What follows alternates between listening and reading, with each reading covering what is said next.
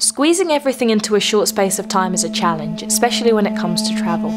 It begins peacefully on an overnight flight, where your only concern is flying over Russia in light of their recent missile violations. And then boom, you're in another country. For me, this country was Singapore. So we are currently in Singapore.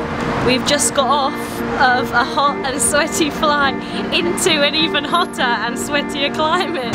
Arriving in the evening meant only having 5 hours in Singapore, and considering I've already been to Singapore as a child and done all the touristy stuff then, the only real option as an adult was to drink, eat.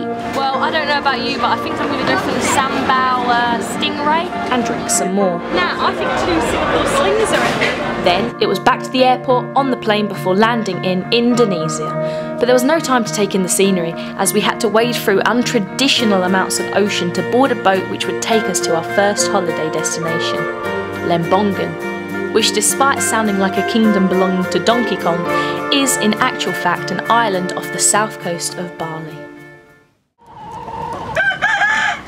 Good morning, Lembongan. What a gorgeous day indeed for a spot of surfing and an important contemplation into the definition of the adjective free range. Anyway, all chickens are fried, I mean aside. Next on the agenda was an uncomfortably fun trip around the island in a rented buggy. I don't think you quite understand how bumpy and unstable this car is. Speaking of things bumpy and unstable, we walked across a bridge to Seningan, and there we found a cow. We didn't stay for long, as the list of things a girl can do with a cow that fall within the law are pretty limited, so we hopped back over the bridge and onto the buggy. So the buggy has run out of juice and we are in the middle of the wilderness. Where do we go from here? Needless to say, we made it back in one piece, past temples, dogs, more dogs, one very ugly local, and then just in time for a beautiful sunset.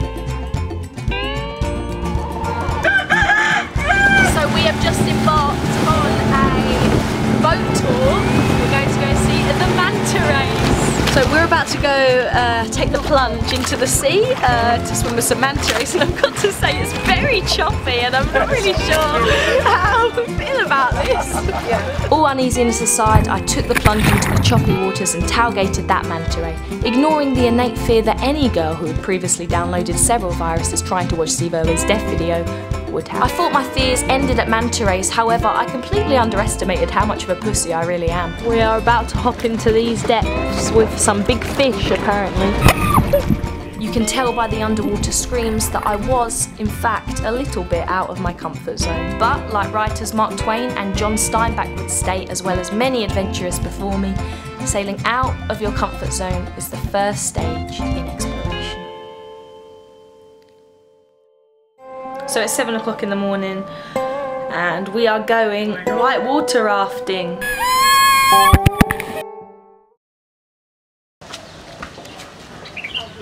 Wake up.